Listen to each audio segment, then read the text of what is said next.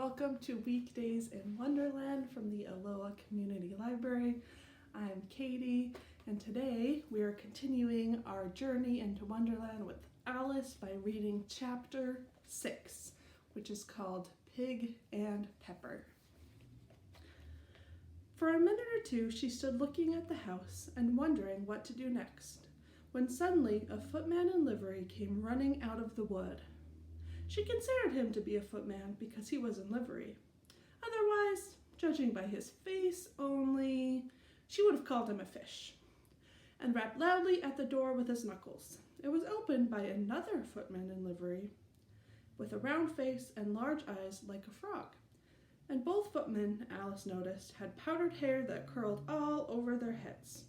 She felt very curious to know what it was all about and crept a little way out of the wood to listen. The fish footman began by producing from under his arm a great letter, nearly as large as himself, and this he handed over to the other, saying in a solemn tone, "For the Duchess, an invitation from the Queen to play croquet." The frog footman replied in the same solemn tone, only changing the order of the words a little. "From the Queen, an invitation for the Duchess to play croquet." Then they both bowed low and their curls got entangled together.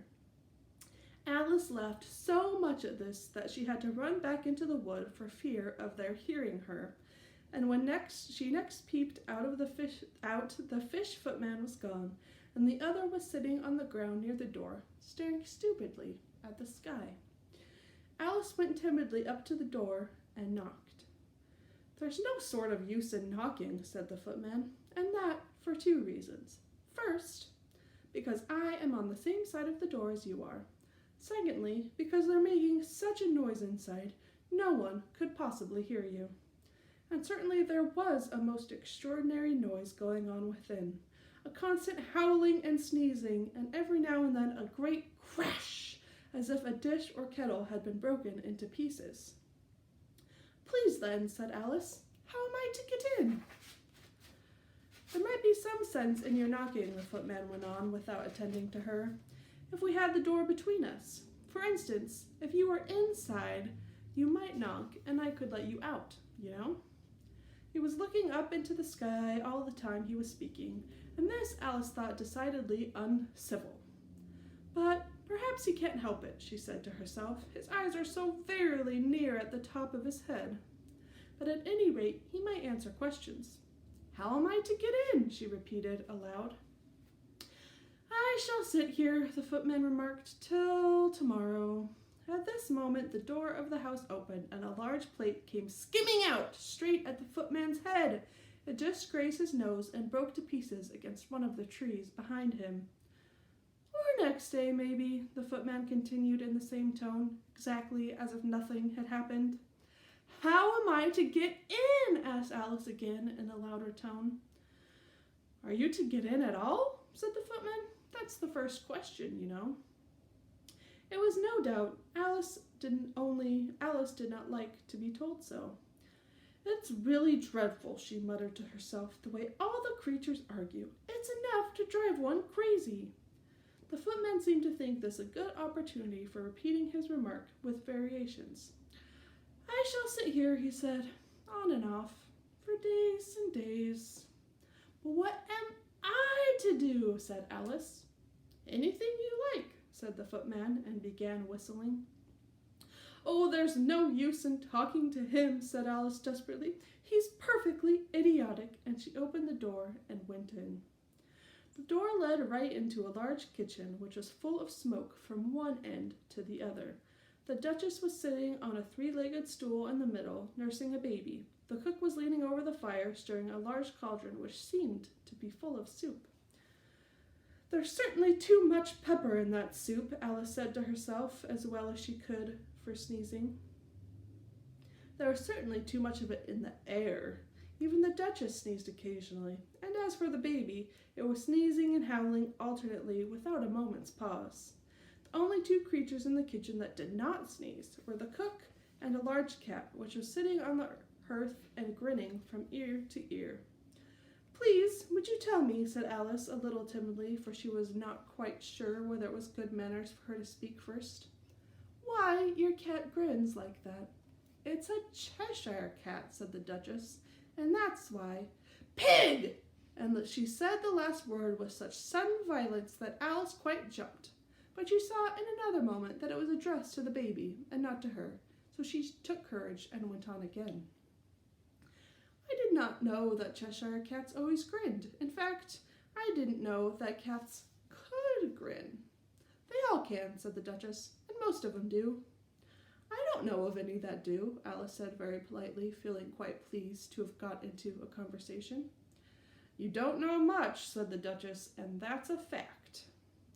Alice did not at all like the tone of this remark, and thought it would be well to introduce some other subject of conversation. While she was trying to fix on one, the cook took the cauldron of soup off the fire, and at once set to work throwing everything within her reach at the Duchess and the baby. The fire irons came first, then followed a shower of saucepans, plates, and dishes. The Duchess took no notice of them even when they hit her, and the baby was howling so much already that it was quite impossible to say whether the blows hurt it or not. Oh, please mind what you're doing, cried Alice, jumping up and down in an agony of terror. Oh, there goes his precious nose! As an unusually large saucepan flew close by it and very nearly carried it off. If everybody minded their own business, the Duchess said in a hoarse growl, the world would go round a deal faster than it does. Which would not be an advantage, said Alice, who felt very glad to get an opportunity of showing off a little of her knowledge. Just think of what work it would make with the day and night. You see, the earth takes 24 hours to turn around on its axis. Talking of axis, said the Duchess, chop off her head! Alice glanced rather anxiously at the cook to see if she meant to take the hint, but the cook was busily stirring the soup and seemed not to be listening, so she went on again. 24 hours, I think, or is it 12? Oh, don't bother me, said the Duchess. I never could abide figures. And with that she began nursing her child again, singing a sort of lullaby to it as she did so, and giving it a violent shake at the end of every line. Speak roughly to your little boy and beat him when he sneezes. He only does it to annoy, because he knows it teases. Chorus, in which the cook and baby joined. Wow, wow, wow! While the Duchess sang the second verse of the song, she kept tossing the baby violently up and down, and the poor little thing howled so that Alice could hardly hear the words. I speak severely to my boy, I beat him when he sneezes, for he can thoroughly enjoy the pepper when he pleases. Chorus. Wow, wow, wow! Here, you may nurse it for a bit if you like, the Duchess said to Alice, flinging the baby at her as she spoke. I must go and get ready to play croquet with the Queen. And she hurried out of the room. The cook threw a frying pan after her as she went, but it just missed her.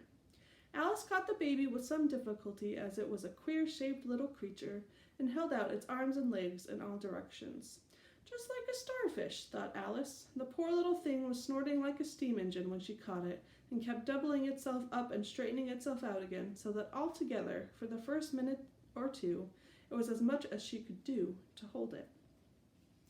As soon as she had made out the proper way of nursing it, which was to twist it up into a sort of knot, and then keep tight hold of its right ear and left foot, so as to prevent it undoing itself, she carried it out into the open air. If I don't take this child away with me, thought Alice, they're sure to kill it in a day or two. Wouldn't it be murder to leave it behind?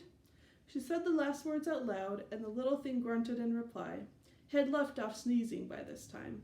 Don't grunt, said Alice. That's not at all a proper way of expressing yourself. The baby grunted again, and Alice looked very anxiously into its face to see what was the matter of it. There could be no doubt that it had a very turn-up nose, much more like a snout than a real nose. Also, its eyes were getting extremely small for a baby. Altogether, Alice did not like the look of the thing at all. But perhaps it was only sobbing, she thought, and looked into its eyes again to see if there were any tears. No, there were no tears.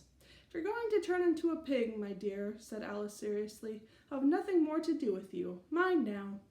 The poor little thing sobbed again, or grunted. It was impossible to say which, and they went on for some time while in silence. Alice was just beginning to think to herself, now what am I to do with this creature when I get it home? When it grunted again so violently that she looked down into its face in some alarm. This time there could be no mistake about it. It was neither more nor less than a pig, and she felt that it would be quite absurd for her to carry it further. So she set the little creature down and felt quite relieved to see it trot away quietly into the wood. If it had grown up, she said to herself, it would have made a dreadfully ugly child, but it makes rather a handsome pig, I think. And she began thinking over other children she knew who might do very well as pigs, and was just saying to herself, if only one knew the right way to change them, when she was a little startled by seeing the Cheshire Cat sitting on a bough of a tree a few yards off. The cat only grinned when it saw Alice. It looked good-natured, she thought. Still, it had very long claws and a great many teeth, so she felt that it ought to be treated with respect. Cheshire Puss, she began, rather timidly, as she did not at all know whether it would like the name. However, it only grinned a little wider. Come, it's pleased so far, thought Alice, and she went on. Would you tell me, please, which way I ought to go from here? That depends a great deal on where you want to get to, said the cat. I don't much care where, said Alice. Then it doesn't matter which way you go, said the cat. So long as I get somewhere, Alice added as an explanation. Oh, you're sure to do that, said the cat, if you only walk long enough. Alice felt that this could not be denied, so she tried another question. What sort of people live about here? In that direction, the cat said, waving its right paw round, lives a hatter, and in that direction, waving the other paw, lives a March hare. Visit either you like. They're both mad. But I don't want to go among mad people, Alice remarked. Oh, you can't help that, said the cat. We're all mad here. I'm mad, you're mad. How do you know I'm mad, said Alice. You must be, said the cat, or you wouldn't have come here. Alice didn't think that proved it at all. However, she went on. And how do you know that you're mad? To begin with, said the cat, a dog's not mad. You grant that? I suppose so, said Alice. Well then, the cat went on, you see, a dog growls when it's angry and wags its tail when it's pleased. Now I growl when I'm pleased and wag my tail when I'm angry. Therefore, I'm mad. I call it purring, not growling, said Alice. Call it what you like, said the cat. Do you play croquet with the Queen today? I should like it very much, said Alice, but I haven't been invited yet. You'll see me there, said the cat, and vanished. Alice was not much surprised at this. She was getting so used to queer things happening. While she was looking at the place where it had been, it suddenly appeared again. By the by, what became of the baby? Said the cat. I'd nearly forgotten to ask. It turned into a pig, Alice quietly said, just as if it had come back in a natural way. I thought it would, said the cat, and vanished again. Alice waited a little, half expecting to see it again, but it did not appear, and after a minute or two she walked on in the direction in which the March hare was said to live. I've seen hatters before, she said to herself. The March hare will be much the most interesting, and perhaps, as this is May, it won't be raving mad, at least not so mad as it was in March. As she said this, she looked up, and there was the cat again, sitting on the branch of a tree. Did you say pig or fig? Said the cat. I said pig, replied Alice, and I wish you wouldn't keep appearing and vanishing so suddenly. You make one quite giddy. All right, said the cat, and this time it vanished quite slowly, beginning with the end of the tail and ending with the grin, which remained some time after the rest of it had gone. Well, I've often seen a cat without a grin, thought Alice, but a grin without a cat. It's the most curious thing I ever saw in my life. She had not gone much farther before she came in sight of the house of the March hare. She thought it must be the right house, because the chimneys were shaped like ears and the roof was thatched with fur. It was so large a house that she did not like to go near till she had nibbled some more of the left-hand bit of mushroom and raised herself to about 2 feet high. Even then, she walked up towards it rather timidly, saying to herself, "Suppose it should be raving mad after all. I almost wish I'd gone to see the Hatter instead." That is the end of chapter 6. Join again on Monday when Jessie will read chapter 7. It will be posted on social media at 2 o'clock. Thank you for joining us.